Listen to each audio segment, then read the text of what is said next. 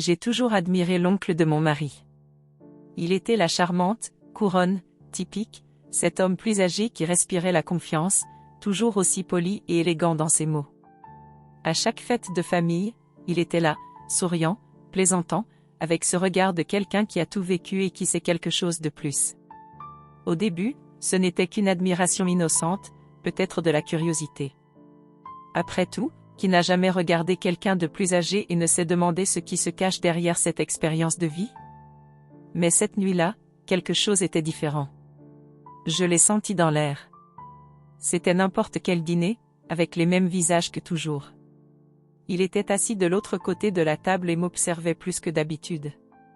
La façon dont ses yeux me suivaient, c'était comme si j'étais la seule personne dans cette pièce. Mes sens étaient exacerbés.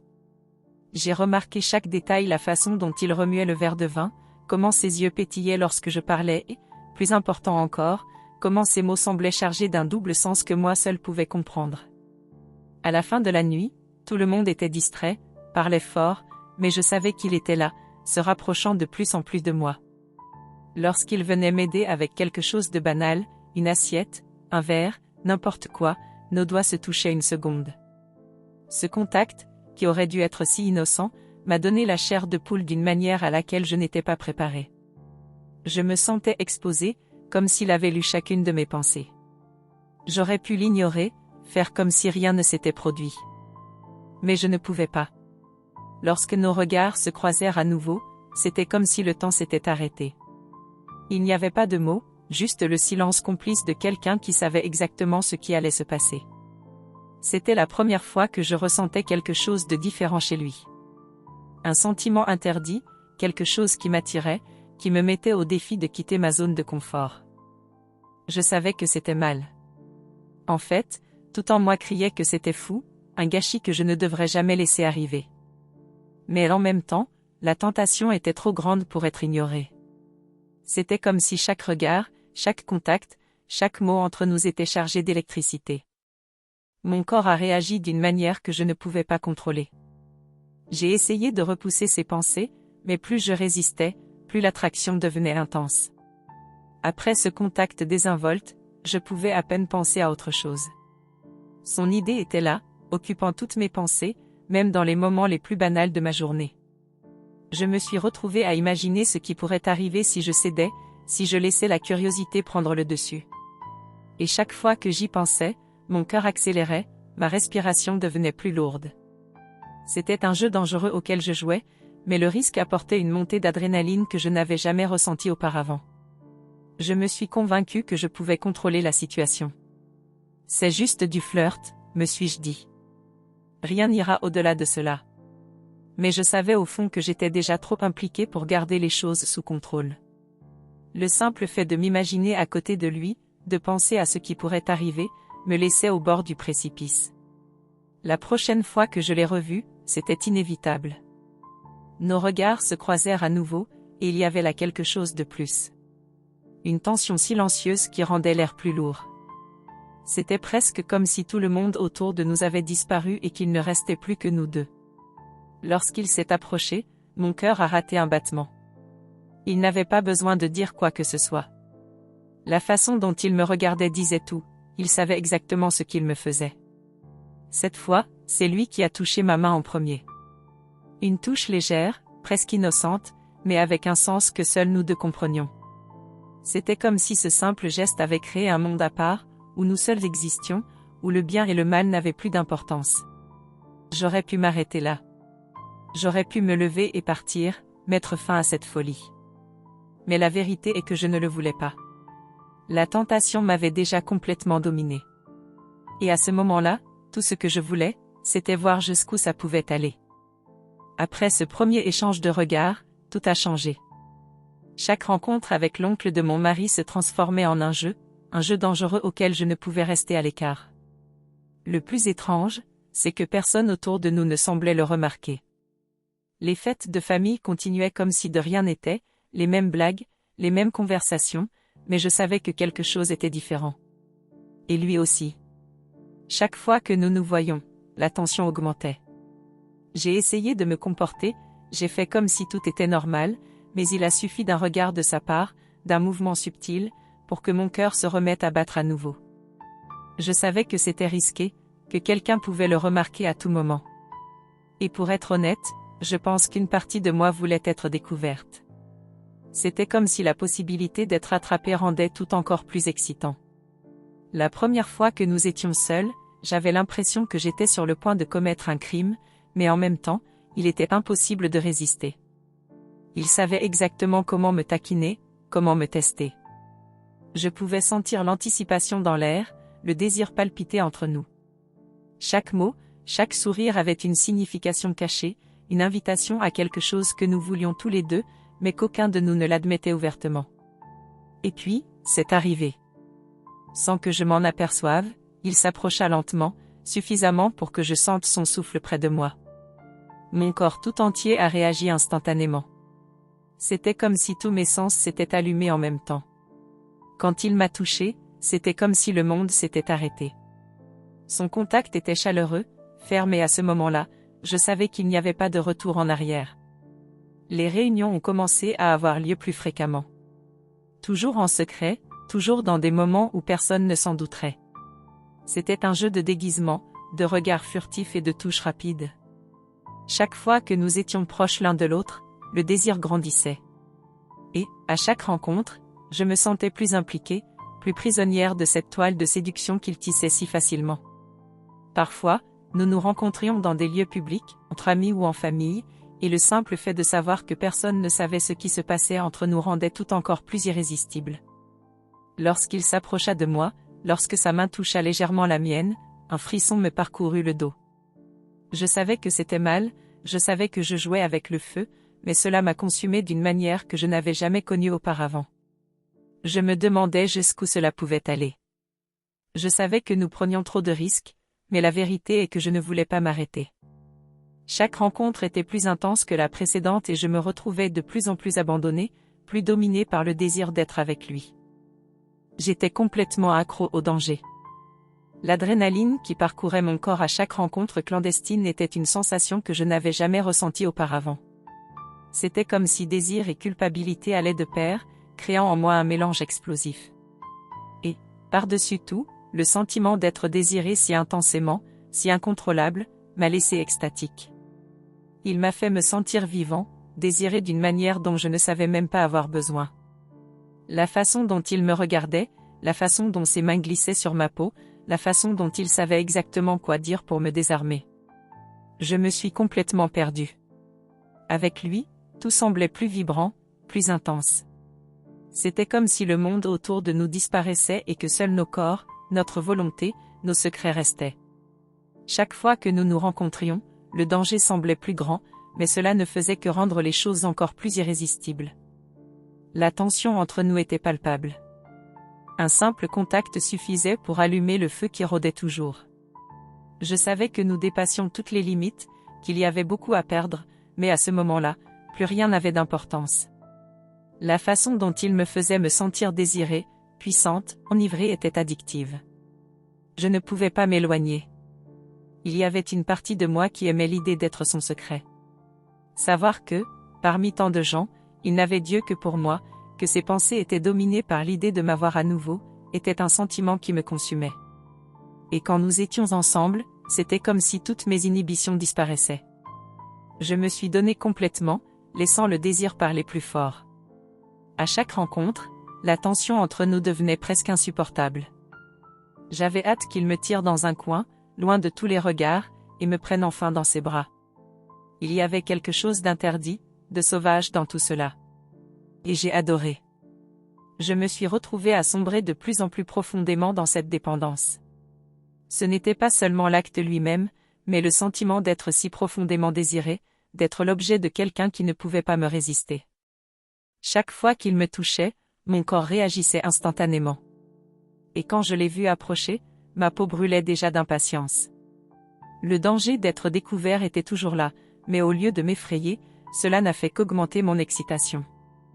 Je savais que je marchais au bord d'une falaise. À tout moment, tout peut s'effondrer. Mais à ce moment-là, rien d'autre n'avait d'importance. Ce que je voulais, c'était ressentir cela à nouveau, la chaleur, la passion, le désir incontrôlable qu'il avait éveillé en moi. Et donc, je me suis laissé aller. Une autre rencontre, un autre contact, un autre secret partagé entre nous. Nous jouions à un jeu dangereux et je ne savais plus si je voulais ou si je pouvais m'arrêter. Le désir m'avait complètement consumé et je me sentais de plus en plus accro au sentiment d'être le centre de son monde, même si ce n'était que pour quelques instants. Chaque fois que je regardais mon mari, la culpabilité me consumait d'une manière suffocante. Il a toujours été si bon avec moi, si dévoué, si présent. Et j'étais là, piégée dans un cycle de désir incontrôlable pour un autre homme. C'était comme si je vivais deux vies complètement différentes l'une, à côté de lui, calme, prévisible, et l'autre, pleine de secrets, de passions interdites, où je me perdais dans la chaleur d'un autre corps.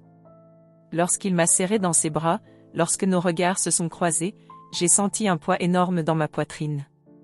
La culpabilité était toujours là, palpitante comme une blessure que j'essayais d'ignorer. Mais peu importe à quel point la culpabilité grandissait, peu importe à quel point je savais que je détruisais tout ce que j'avais construit avec lui, je ne pouvais pas m'arrêter. C'était comme si le désir de son oncle m'entraînait vers un endroit auquel je ne pouvais pas m'échapper. La tentation, le danger, le mystère, tout cela me maintenait prisonnier, et plus j'allais en profondeur, plus il était difficile de faire demi-tour. À la maison, j'essayais d'agir normalement, d'être la femme qu'il connaissait, mais à l'intérieur j'étais en morceaux. Chaque fois qu'il me touchait, je me souvenais du contact de l'autre personne. La chaleur, l'urgence, la passion que son oncle a réveillée en moi.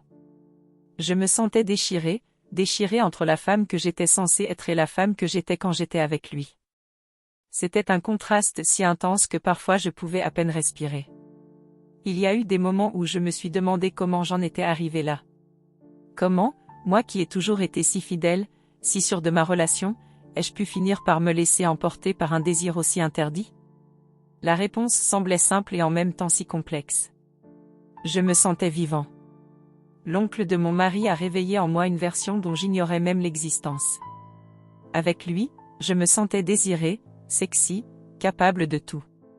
Et même si la culpabilité me tourmentait, la vérité était que je n'étais pas prête à abandonner ce sentiment. Pourtant, chaque fois que je voyais mon mari, la réalité me frappait. C'était l'homme que j'avais choisi, l'homme avec qui j'avais construit ma vie. Et même malgré tous mes secrets, il y avait toujours une véritable affection pour lui. Mais la flamme entre nous s'était éteinte depuis longtemps, et maintenant, c'était le feu que je ressentais pour son oncle qui dominait mes pensées, mes désirs. J'ai essayé de me convaincre que je pouvais arrêter, que ce n'était qu'une phase, un moment de folie. Mais, à chaque rencontre clandestine, je me retrouvais de plus en plus piégée, plus empêtrée dans cette dangereuse machination que nous avions tissée tous les deux. Le poids de la trahison était avec moi, mais l'excitation d'être avec lui l'emportait sur tout sentiment de culpabilité. C'était comme si j'étais accro à cette adrénaline, au risque, au secret. Le pire? Sachant que, chaque jour, je m'éloignais de plus en plus de mon mari, et il ne s'en doutait même pas. La culpabilité grandissait à chaque regard, à chaque geste d'affection qu'il me faisait, mais c'était le désir pour son oncle qui dominait tout. J'étais piégée dans un cycle sans issue, et plus le temps passait, plus il me semblait difficile d'échapper à ce complot que j'avais moi-même créé. Avec son oncle, j'ai été complètement transformée.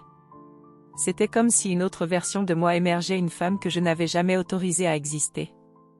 Avec lui, je n'étais pas seulement l'épouse dévouée ou la femme qui remplissait ses obligations.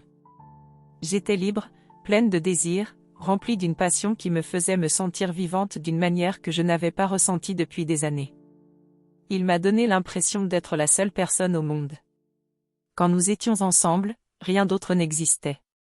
Le monde qui nous entourait a disparu, et seuls sont restés nos corps, l'urgence de se toucher, de s'abandonner à ce qui semblait inévitable. Chaque baiser, chaque contact était une explosion de sensations. Avec lui, je n'avais pas besoin de me retenir, je n'avais pas besoin de faire semblant. Je me suis donnée complètement, j'ai laissé mon corps parler pour moi, je me suis laissée guider par le désir. C'était un sentiment addictif, cette liberté qu'il m'a donnée. Il savait exactement comment me provoquer, comment me faire perdre le contrôle. Il y avait quelque chose dans la façon dont il me regardait, comme s'il pouvait voir toutes les parties de moi que je cachais au monde. Et cela m'a laissé complètement abandonnée. Avec lui, Je me sentais audacieuse, en sécurité et prête à tout. J'ai aimé qui j'étais à côté de lui. J'ai aimé la femme qu'il a éveillée en moi. Quand nous étions ensemble, j'ai tout oublié, la culpabilité, le risque, comment tout cela pourrait se terminer. Dans le feu de l'action, rien d'autre n'avait d'importance. Ce qui comptait, c'était son contact, la façon dont il me faisait me sentir désirée, l'intensité avec laquelle il me rapprochait, comme s'il ne pouvait pas attendre encore une seconde pour m'avoir. Chaque rencontre était plus chaude, plus intense que la précédente. Il savait exactement comment me faire perdre la tête, comment me donner envie de plus en plus. Et moi, qui pensais avoir le contrôle, j'étais en réalité complètement à sa merci. Quand il m'a touchée, c'était comme si un feu s'était allumé en moi.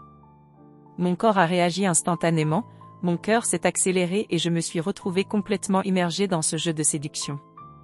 C'était fou, mais je m'en fichais de lui. Je n'ai pas pensé à ce qui pourrait arriver, aux conséquences. J'ai juste pensé à quel point c'était bon d'être dans ses bras, de sentir sa peau contre la mienne, de le laisser me guider vers un endroit où tout ce qui comptait était le moment présent. Il m'a fait oublier qui j'étais dehors. Oublier l'épouse, la femme qui avait des responsabilités, qui devait être fidèle. Avec lui, j'étais juste moi, brute, abandonnée, dominée par le désir qui l'éveillait. Et chaque fois que nous étions ensemble, je me perdais davantage dans cette version de moi-même, dans ce côté qu'il faisait ressortir, dont j'ignorais même l'existence. Et malgré tout, je ne voulais pas m'arrêter. Chaque fois que nous étions ensemble, c'était comme si je découvrais quelque chose de nouveau sur moi-même, quelque chose que je n'aurais jamais découvert sans lui. Il m'a transformée, m'a fait me sentir vivant d'une manière que je n'avais jamais ressentie auparavant. Mais à chaque rencontre, l'intensité augmentait. Je n'étais plus la même personne, ni avec mon mari ni avec lui. Chaque fois que nos corps se rencontraient, je me perdais davantage dans la sensation, dans la chaleur qui m'envahissait. Avec son oncle, j'ai ressenti quelque chose de différent, quelque chose qui dépassait le simple désir. C'était comme si, ensemble, nous créions un monde à part, un endroit où j'étais libre d'être qui je voulais, sans aucune condition, sans jugement. Le danger d'être découvert était toujours présent, mais au lieu de me repousser, il m'a poussé plus profondément. L'adrénaline coulait dans mes veines alors qu'il me tirait dans un coin, caché de tout le monde, et ses mains glissaient sur mon corps avec une urgence qui me laissait le souffle coupé. J'en voulais plus. Je voulais son contact, sa respiration lourde dans mon oreille, cette chaleur qui montait en moi, envahissant chaque partie de mon corps. Je me souviens d'une nuit en particulier. Nous étions à la maison familiale, un autre de ces rassemblements pleins de monde. Mon mari discutait avec animation avec ses proches, inconscient de ce qui se passait. Et il était là, l'oncle, qui me regardait de l'autre côté de la pièce, avec ce regard qui disait tout. Un regard qui me brûlait, qui me déshabillait sans que personne ne s'en aperçoive. Mon cœur s'emballa et tout mon corps s'illumina d'anticipation. C'est à ce moment-là que j'ai réalisé qu'il n'y avait pas de retour en arrière. Il le savait, et moi aussi. La façon dont il s'est approché de moi, discrètement, sans que personne ne s'en aperçoive, la tension était presque insupportable. Quand il m'a finalement touchée, c'était comme si tout l'air avait quitté la pièce. Le simple contact de ses doigts sur ma peau m'a laissé au bord de l'effondrement. Il m'a murmuré quelque chose à l'oreille, quelque chose qui m'a fait perdre le contrôle. Je ne me souviens même pas exactement de ce que c'était, je sais juste qu'à ce moment-là, j'étais prêt à tout. Nous savions tous les deux que nous jouions avec le danger, mais l'excitation que cela provoquait était irrésistible. D'un mouvement rapide, il m'a emmené, là où personne ne pouvait nous voir, et là, dans le noir, à l'abri de tous les regards, je me suis livré complètement. Le désir était incontrôlable. Chaque contact, chaque baiser était rempli d'un besoin presque désespéré. C'était comme si le temps était notre ennemi, comme si nous savions qu'il ne pouvait pas durer, mais malgré cela, nous ne pouvions pas nous arrêter. Ses doigts glissèrent sur mon corps comme s'il connaissait déjà chaque partie de moi, et je répondis à chaque geste avec la même intensité. Je savais que je jouais avec le feu, mais à ce moment-là, tout ce qui comptait, c'était lui. La façon dont il m'a fait me sentir vivant, désiré, immergé dans un plaisir que je n'avais jamais connu auparavant. Nous étions tous les deux en feu et je ne voulais pas que ça se termine. À ce moment-là, j'ai réalisé que j'étais prête à tout risquer pour ces moments avec lui. Je ne voulais plus le cacher, Je ne voulais pas prétendre que cela ne signifiait pas quelque chose de plus profond. Je savais que je m'enfonçais de plus en plus profondément dans cette dépendance, dans ce jeu dangereux, mais cela n'avait plus d'importance. Le désir de lui m'avait envahi d'une manière que je ne savais pas comment arrêter. La douleur de la trahison a commencé à ronger tout ce que j'avais. Chaque jour, mon mariage s'effondrait un peu plus et je le voyais dans les yeux de mon mari. Même sans qu'il sache exactement ce qui se passait, quelque chose entre nous avait changé de manière irréversible. La distance émotionnelle, les silences, les excuses boiteuses. Tout a commencé à peser plus que ce que j'aurais pu imaginer. Il a quand même essayé, à sa manière, de garder notre relation intacte. Il a essayé de m'atteindre, de me serrer dans ses bras, mais je n'étais plus là. Mon esprit et mon corps étaient ailleurs, perdus dans ce désir débridé, dans cette folie avec son oncle. Je n'ai pas pu m'en empêcher. La douleur de la culpabilité se mêlait à l'excitation que je ressentais à chaque rencontre clandestine, et ce mélange me consumait intérieurement. La trahison a une étrange façon de s'infiltrer à travers les fissures, d'empoisonner même les moments les plus simples. Chaque fois que mon mari essayait de me parler, je sentais une barrière entre nous, une barrière que j'avais moi-même créée. Et ça faisait mal. La culpabilité était immense, mais en même temps, j'étais déjà tellement immergée dans cet autre monde, dans le sentiment d'être désirée, que je ne savais pas comment revenir. Le mariage devint froid, presque mécanique. Je savais qu'il commençait à devenir méfiant, je le sentais dans la façon dont il me regardait, essayant de comprendre ce qui avait changé. Le silence entre nous était assourdissant. Je voulais parler, je voulais avouer, mais les mots ne sortaient pas. Comment expliquer que le vide qui existait entre nous ait été comblé par un autre homme? Pire, par un membre de sa famille? À chaque nouvelle rencontre avec son oncle, la culpabilité devenait plus lourde, mais il devenait également plus clair que mon mariage était irréparable. La passion que j'éprouvais pour l'oncle de mon mari était trop intense, une flamme qui consumait tout autour d'elle. Et plus le temps passait, plus il m'était difficile de gérer la distance que je créais au sein de ma propre maison. Son oncle le savait aussi. Lors de nos rendez-vous, il me posait toujours des questions sur mon mariage, comme s'il savait qu'à chaque fois que nous nous voyions, je m'éloignais de mon mari. Il semblait apprécier ce contrôle, ce sentiment que je m'abandonnais de plus en plus à lui. Et moi, perdue au milieu de cette confusion d'émotions, je ne savais pas comment m'éloigner. Jusqu'à ce que l'inévitable se produise. Mon mari a été confronté à la réalité et tout s'est effondré une fois pour toutes. La douleur dans ses yeux lorsqu'il l'a finalement découvert a été un coup dévastateur. J'ai essayé d'expliquer, mais il n'y avait pas assez de mots pour justifier ce que j'ai fait. Voir la douleur que je causais était insupportable, et à ce moment-là, j'ai réalisé à quel point j'étais tombée profondément. La trahison a détruit ce que nous avions construit ensemble. Le mariage, qui était autrefois mon fondement, s'est effondré sous le poids des mensonges et des secrets. Je savais qu'il n'y avait pas de retour en arrière, que j'avais cassé quelque chose qui ne pourrait jamais être réparé. Et maintenant, il ne restait plus que le vide, le silence glacial d'un mariage ruiné par mes propres choix. J'ai perdu le contrôle de tout ce qui m'entourait. Après que mon mari ait découvert la trahison, la vie que je connaissais s'est effondrée en quelques jours. Le mariage déjà fragile s'est effondré une fois pour toutes et je me suis retrouvée entourée du désordre que j'avais créé. L'homme avec qui je partageais ma vie, qui me faisait confiance, me regardait désormais avec un mélange de douleur et de mépris qui me déchirait intérieurement. J'ai essayé de garder la tête haute, de rationaliser, de me convaincre qu'il y avait une raison à ce que j'avais fait. Mais la vérité était simple, je m'étais perdue. J'ai été séduit par la liberté que son oncle m'a donnée, par le sentiment d'être désiré d'une manière que je n'avais pas ressentie depuis des années. Ce feu, cette adrénaline, était une dépendance qui me consumait complètement, et maintenant j'en payais le prix. Après la révélation, la maison était froide et silencieuse. Mon mari a commencé à éviter toute conversation avec moi. Chaque fois que nos regards se croisaient, je voyais en lui une profonde douleur, comme si j'avais brisé quelque chose d'essentiel en lui. Et, d'une certaine manière, j'ai cassé. J'ai brisé la confiance, j'ai brisé notre histoire. Et, dans ce silence étouffant, j'ai réalisé à quel point j'avais perdu le contrôle non seulement de mon mariage, mais aussi de moi-même. Mais le pire, c'est que même si tout s'écroulait autour de moi, le désir pour son oncle n'avait pas disparu. Je pensais encore à lui. Le souvenir de nos rencontres, des nuits enflammées que nous avons passées ensemble, était toujours présent, me hantant. C'était comme si une partie de moi était encore prisonnière de ce feu, de ce sentiment de danger et d'excitation. Je savais que c'était mal, mais ce que je ressentais pour lui était trop intense pour être simplement effacé. Avec lui, j'avais été une version de moi-même que je ne connaissais pas. Il m'a fait expérimenter une liberté dont je n'aurais jamais pensé avoir besoin. Et maintenant, sans lui, je me sentais incomplète. Même si le prix était élevé, une partie de moi voulait retourner dans ses bras, échapper à la réalité que j'avais détruite et me perdre à nouveau dans ce monde de sensations interdites. Je savais que je devais faire des choix, que ma vie était en morceaux et que continuer dans cette spirale ne ferait qu'engendrer encore plus de douleur. Mais la vérité était qu'au fond, je n'étais pas prêt à abandonner ce désir.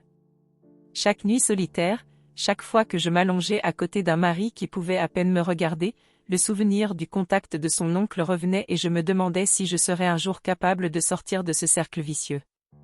J'avais perdu le contrôle de tout et, malgré tous mes efforts, je ne parvenais pas à retrouver le chemin du retour. Le chaos autour de moi reflétait le chaos en moi. Le mariage détruit, la vie que je connaissais s'écroulant entre mes mains. Et pourtant, même au milieu de cette destruction, je ne pouvais m'empêcher de penser à lui. Maintenant, je suis là, vivant les conséquences de mes choix. La vie que j'ai connue s'est transformée en un labyrinthe de regrets et de souvenirs que je ne peux effacer. Avec le recul, je me rends compte que chaque décision que j'ai prise m'a conduit à ce moment, et la douleur de chacune d'elles résonne encore dans mon âme. Mon mariage, qui me paraissait autrefois sûr et plein de promesses, est désormais devenu un fardeau insupportable. Les semaines ont passé et la réalité s'est installée. Mon mari et moi étions comme des étrangers sous le même toit. Il évitait mon regard et je sentais la distance grandir entre nous. La maison, qui était autrefois une maison, n'était plus qu'un espace vide, rempli de tristes souvenirs. Et moi, perdu au milieu de ce désert émotionnel, j'ai commencé à me demander qui j'étais vraiment. La femme que je suis devenue, celle qui cherchait l'excitation dans de mauvais bras, me semblait une étrangère. Il était difficile d'accepter que la recherche de cette passion débordante, du sentiment d'être désiré, m'ait conduit à cette solitude. La vérité est que je suis devenu prisonnier de mes propres choix. L'idée d'être avec son oncle, de ressentir à nouveau cette adrénaline, me tourmentait. Je savais qu'il pensait toujours à moi, qu'il y avait encore une étincelle entre nous, mais le prix à payer pour poursuivre cette passion serait dévastateur. Les nuits devenaient longues et solitaires. Je me voyais allongée dans mon lit, me souvenant des moments intenses que nous avions passés ensemble. La chaleur de ses lèvres, la façon dont il me regardait, comme si j'étais la seule femme au monde. Le souvenir de ces nuits était comme un feu qui brûlait en moi, et pourtant la réalité que j'avais tout perdu me donnait envie de pleurer. La chose la plus précieuse que j'avais était en ruine. Un soir, je n'en pouvais plus. J'ai regardé mon téléphone portable et j'ai hésité. Le numéro de son oncle était toujours enregistré et l'idée d'envoyer un message m'a attiré comme un papillon de nuit devant un incendie. Je me souvenais de ce qu'il me faisait ressentir, de la liberté que j'avais vécue avec lui. Un côté que je ne voulais pas laisser derrière moi, mais qui pourrait aussi me conduire à une douleur encore plus grande. C'était un dilemme cruel. Le désir ardent pour lui brûlait toujours dans ma poitrine, mais l'ombre de la trahison et de la culpabilité me suivait comme un lourd manteau. Je savais que j'étais déchirée entre deux mondes, un qui représentait la sécurité, la stabilité et la douleur que je me causais, et un autre qui était une pure passion, mais qui pourrait me conduire à un abîme encore plus profond. Maintenant, je fais face aux conséquences de ce que j'ai fait, l'ombre de mes choix plane sur moi. Que deviendrai-je si je décide de rechercher à nouveau ce qui m'a consumé ? La possibilité de le revoir me fait me sentir vivante, mais le risque de perdre ce qui reste de mon mariage est une vérité que je ne peux ignorer. Et donc, je suis coincée dans un cycle de désir et de regret, ne sachant pas vraiment quel chemin prendre.